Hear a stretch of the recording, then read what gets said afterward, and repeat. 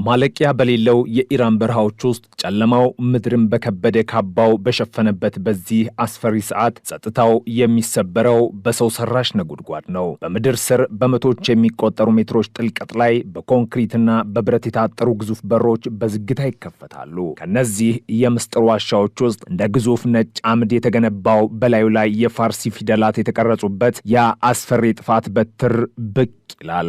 ይህ ሻሃብ 3 ነው። የመሳሪያ ብቻ አይደለም። የኢራን እስላማዊ ሪፐብሊክ የሉዓላዊነት ምልክት፣ የመካከለኛው ምስራቅ የኃይል ሚዛን መለወጫና በዋሽንግተን ዲሲ የሚገኙ ጀነራሎችን እንቅልፍ የሚነሳ የሌሊት ቅዠት ነው። ሻሃብ 3 የሚለው ስም ሲደመጥ በፔንታጎን የስትራቴጂ ክፍሎች ውስጥ ያሉት ስክሪኖች በቀይ መብራቶች ይሞላሉ። የሚሳኤል በበረሃው አሸዋ ላይ ቆሞ ወደ ሰማይ ሲመለከት ዓለም ትንፋሿን ውጣ የምትጠብቀው የታሪክ ፍጻሜ መጀመሪያ ይመስላል። ሻሃብ 3ን ልዩ የሚያደርገው የእሳቱ ኃይል ወይም የብረቱ ጥንካሬ ብቻ አይደለም። እሱ የተሸከመው የፖለቲካና የወታደራዊ መልእክት ክብደት እንጂ። አሜሪካ ይህን ሚሳኤል የምትፈራውም በምክንያት ነው። ዋሽንግተን በቢሊዮኖች የሚቆጠር ዶላር አፍስሳ የገነባቻቸው የባህር ላይ አርማዳዎች፣ ግዙፎቹ የአውሮፕላን ተሸካሚ መርከቦችና በመካከለኛው ምስራቅ የተዘረጉት የጦር ሰፈሮች በሙሉ በሻሃብ 3 ኢላማ ውስጥ ናቸው። የአሜሪካ የስትራቴጂ ባለሙያዎች በሚገባ የሚያውቁት አንድ መራራ እውነት አለ። ሻሃብ 3 አንዴ ከምድር ተነስቶ ሰማዩን ከቀደደ በኋላ እሱን ለመግታት የሚደረገው ጥረት እንደ ቁማር አደገኛ ነው። የሚሳኤል ከባቢ አየርን ሰንጥቆ ሲወጣ የሚፈጥረው ፍጥነትና ኢላማው ላይ ሲያርፍ የሚለቀው አውዳሚ ኃይል ማንኛውንም ዘመናዊ የመከላከያ ጋሻ ሊቀድ የሚችል ነው። በዋይት ሃውስ ኦቫል ኦፊስ ውስጥ የሚቀመጡ ፕሬዝዳንቶች ስለ ኢራን በሚሰጡት እያንዳንዱ መግለጫ በስተጀርባ የሻሃብ 3 ጥላ በላያቸው ላይ ያርፋል። የዚህ ሚሳኤል አስፈሪነት የሚጀምረው ከአንቀሳቃሹና ከሚደበቅበት ስልት ነው። ሻሃብ 3 ተንቀሳቃሽ ከሆነ የጭነት መኪና ወይም ሞባይል ላውንቸር ላይ ሊተኮስ ይችላል። ይህ ማለት አሜሪካ በሳተላይት ምስሎች አማካኝነት ሚሳኤሉ የት እንዳለ ለማወቅ ሌት ተቀን ብጥርም ሻሃብ 3 ግን እንደ መንፈስ ከአንድ የበረሃ ዋሻ ወደ ሌላው ይሸሻል። ዛሬ በአንድ ተራራ ስር የታየው መሳሪያ ነገ በሌላው ሸለቆ ውስጥ ተደብቆ ሊገኝ ይችላል። ይህ የማይታይነት ባህሪ አሜሪካን ለከፍተኛ ጭንቀት ዳርጓታል። መምታት የምንችለው ማየት የምንችለውን ብቻ ነው የሚሉት የአሜሪካ የጦር አዛዦች ሻሃብ 3ን የማጥፋት እቅዳቸው ሁልጊዜም በጥርጣሬ የተሞላ ነው።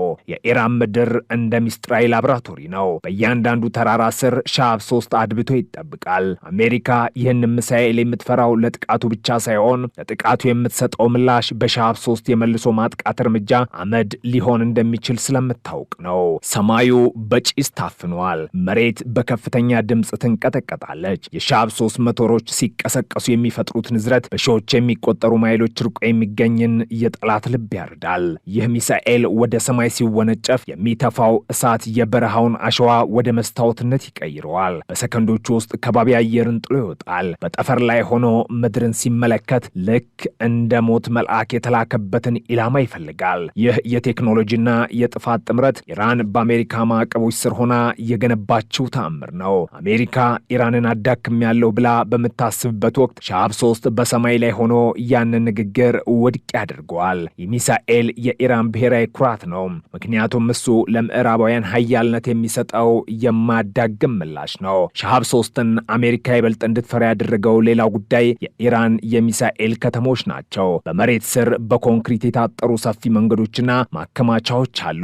እዚህ ውስጥ በሺዎች የሚቆጠሩ ሻሃብ 3 ሚሳኤሎች ተሰልፈው ይገኛሉ።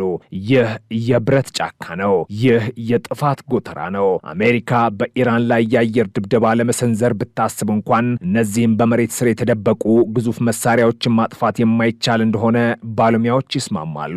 ሻሃብ 3 በእነዚህ ዋሻዎች ውስጥ ሆኖ የቴህራንን ትዕዛዝ ይጠብቃል። ትዕዛዙ ሲሰጥ ደግሞ ከምድር ሆድ ውስጥ እንደ እሳተ ገሞራ ይወነጨፋል። ይህ ስትራቴጂካዊ በላይነት አሜሪካ በመካከለኛው ምስራቅ ያላትን ወታደራዊ ዕቅድ በሙሉ ወደ ቆሻሻ መጣያነት እንዲቀየር አድርጎታል። ሁሉንም አማራጮች በጠረጴዛ ላይ አኑረናል የሚሉት የአሜሪካ ባለስልጣናት ከጠረጴዛቸው ስር ሻሃብ 3 እንዳለ ይረሱታል።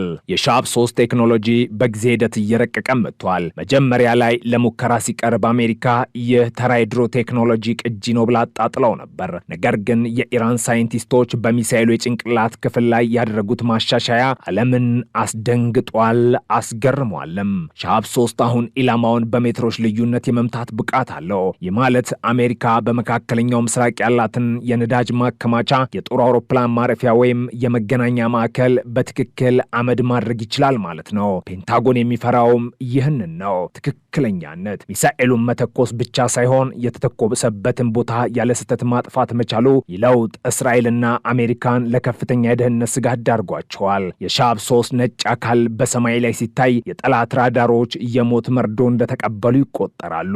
የአሜሪካ የባህር ኃይል ኩራት የሆኑት የአውሮፕላን ተሸካሚ መርከቦች ሻብ 3 ባለበት ቀጠና ውስጥ መግባት እንደ ሞት ድፍረት ይቆጥሩታል። ሻብ 3 እነዚህን ተንሳፋፊ ከተሞች ወደ ብረት መቃብርነት እየመቀየር አቅም አለው። መርከቦቹ የቱንም ያህል ዘመናዊ መከላከያ ቢኖራቸውም በሺዎች የሚቆጠሩ ሻብ 3 ሚሳይሎች በአንድ ጊዜ ቢተኮስባቸው ግን ሊቋቋሙት እንደማይችሉ የወታደራዊ ስትራቴጂስቶች ይናገራሉ።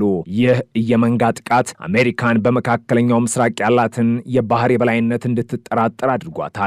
ሻብ 3 በባህሩ ላይ የሚንሳፈፉትን የአሜሪካ መርከቦች እንደ ተራ የጥይት መለማመጃ ኢላማዎች ነው የሚመለከታቸው። ይህ ደግሞ በዋሽንግተን የሚገኙ መሪዎችን ክፉኛ ያበሳጫል፣ ይበልጥ ደግሞ ያስፈራል። በቴህራን ጎዳናዎች ላይ የሚሰማው የክተት አዋጅ በሻብ 3 ጉልበት ላይ የተመሰረተ ነው። የኢራን መሪዎች ማንኛውንም ጥቃት በሰዓታት ውስጥ በጠላት ምድር ላይ ምላሽ እንሰጣለን ሲሉ የሚመኩት በእነዚህ ነጭ የጥፋት አምዶች ላይ ነው። ሻብ 3 የኢራን የመጨረሻው የቃል ኪዳን መሳሪያ፣ እሱ የአሜሪካን የፖለቲካ ግፊት የሚገታ የምዕራባውያንን ወረራ የሚያስቀርና ለኢራን ሕዝብ የደህንነት ስሜት የሚሰጥ ነው። አሜሪካ ሻብ 3ን የምትፈራው ለራሷ ብቻ አይደለም፣ በመካከለኛው ምስራቅ ያሉትን ጥቅሞቿና ወዳጆቿን በአንድ ጀንበር ሊያጠፋ ስለሚችል ነው። የሻብ 3 የጭንቅላት ክፍል የሚሸከመው ፈንጂ ብቻ አይደለም፣ እሱ የተሸከመው የታሪክ በቀልን ጭምር ነው። በረሃው ላይ ቆሞ የሚታየው ሻብ 3 ልክ እንደተቆጣ ዘንዶ ሰማዩን ይመለከታል።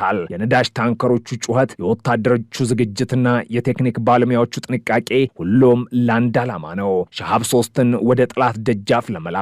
ሚሳኤሉ በሚተኮስበት ቅስበት የሚፈጠረው የብርሃን ነጸብራቅ ሌሊቱን ወደ ቀትር ይለውጠዋል። ይህ ብርሃን ለኢራን የድል ችቦ ነው፣ ለጠላቶቿ ግን የጥፋት መብረቅ። አሜሪካ ይህንን ብርሃን ትጠላለች፣ ይበልጥ ደግሞ ትፈራዋለች። ምክንያቱም ያ ብርሃን ሲበራ የአሜሪካ ኃያልነት ግርዶሽ ይገጥመዋል። ሻብ 3 በሰማይ ላይ ሆኖ የሚጽፈው ታሪክ አሜሪካ ከእንግዲህ የዓለም ብቸኛ ጌታ እንዳልሆነች የሚያበስር ነው። የአሜሪካ የስለላ ድርጅቶች ሲአይኤ እና የሳተላይት ቁጥጥር ማዕከላት በየቀኑ የኢራንን ምድር ይቃኛሉ። በእያንዳንዱ ጉድጓድ፣ በእያንዳንዱ ዋሻና በእያንዳንዱ ተራራ ስር ሻብ 3ን ይፈልጋሉ። ነገር ግን ሻብ 3 ተንኮለኛ ነው። እሱ በዝምታ ይንቀሳቀሳል። የጭነት መኪናው በረሃውን እያቋረጠ ሲሄድ በራዳር ላይ የሚታየው እንደ ተራ የንግድ ተሽከርካሪ ሊሆን ይችላል።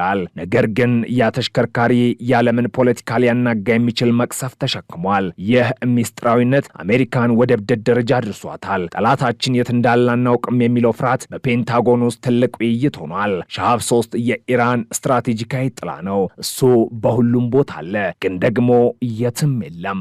ሻብ 3ን ለማቆም አሜሪካ የሚሳኤል መከላከያ ስርዓቶችን በመካከለኛው ምስራቅ ዘርግታለች። ፓትሪዮትና ታድ የተባሉት መሳሪያዎች ሻብ 3ን በአየር ላይ ለመምታት ይጠባበቃሉ።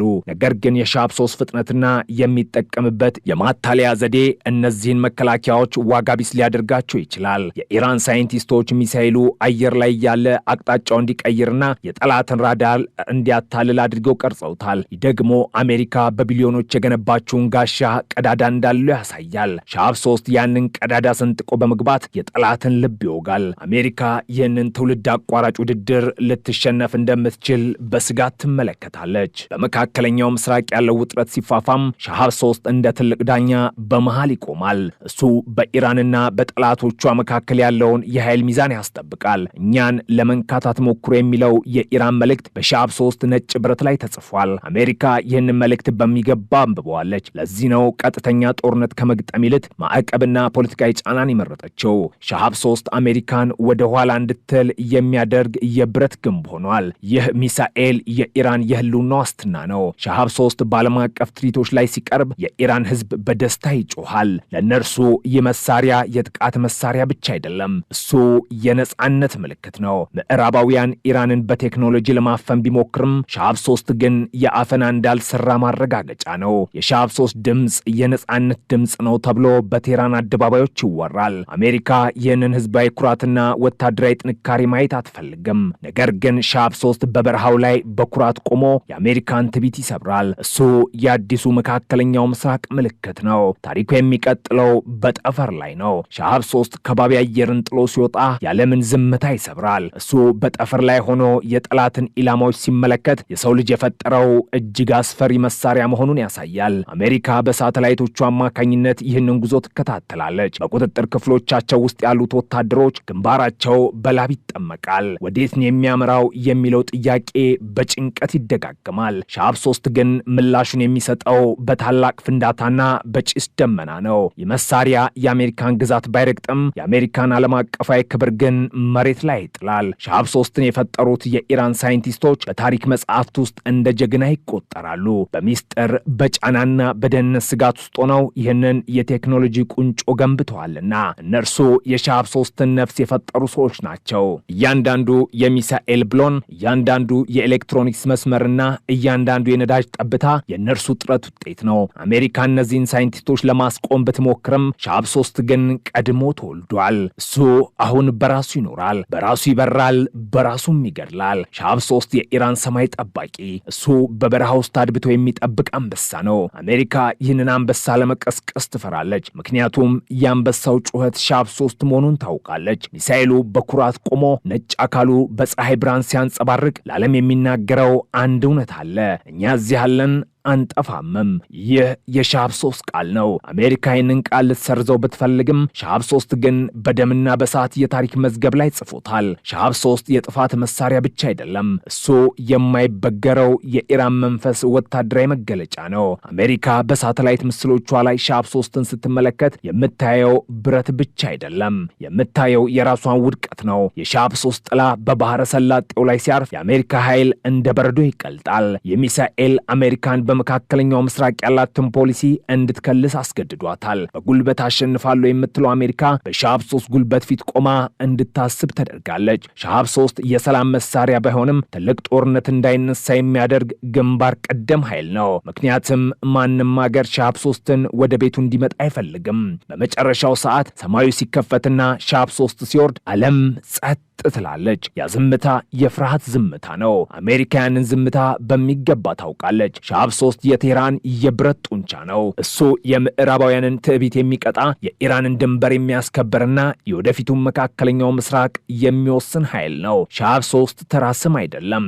እሱ የኃይል የጥበብና የጥፋት መለኪያ ነው። አሜሪካ ይህንን ሚሳኤል ትፈራዋለች። ምክንያቱም እሱ አሜሪካን የማይፈራ ብቸኛው መሳሪያ በመሆኑ ነው። ሻሃብ 3 ይበልጥ እየረቀቀ እንደሚሄድም ጥርጥር የለውም። የኢራን ወታደራዊ ኃይል በሻሃብ 3 ላይ ተመስርቶ አዳዲስ ሚሳኤሎችን እየወለደ ነው። ሻሃብ 4፣ ሻሃብ 5 እና ሌሎችም ወደፊት ሊመጡ ይችላሉ። ነገር ግን ሻሃብ 3 ሁልጊዜም እንደ መሰረት ይቆጠራል። እሱ ኢራን የሚሳኤል ኃይል እርሱ ኢራን የሚሳኤል ኃያል ሀገር መሆኗን ለዓለም ያበሰረበት ታላቅ መሳሪያ ነው። አሜሪካን ታሪክ ለመቀየር ብትፈልግም ሻሃብ 3 ግን በሰማይ ላይ በኩራት እየበረረ ታሪኩን መጻፉን ይቀጥላል። ይህ ነው ሻሃብ 3 የምስራቁ ዓለም የብረት ሰይፍ፣ የምዕራቡ ዓለም አስፈሪ ቅዠት። ታሪኩ የሚጠናቀቀው በሚሳኤሉ ፍንዳታ ሳይሆን በሚፈጥረው ስትራቴጂካዊ ተጽዕኖ ነው። ሻሃብ 3 በመኖሩ ብቻ ብዙ ጦርነቶች ሳይነሱ ቀርተዋል። ብዙ ጥቃቶች ተሰርዘዋል። ሻሃብ 3 የሰላም ዘበኛ ባይሆንም የጥፋት መግቻ ግን ሆኗል። አሜሪካን ሀቅ ብጠላውም በሻሃብ 3 ፊት ግን እጅ ከመስጠት ውጭ አማራጭ የላትም።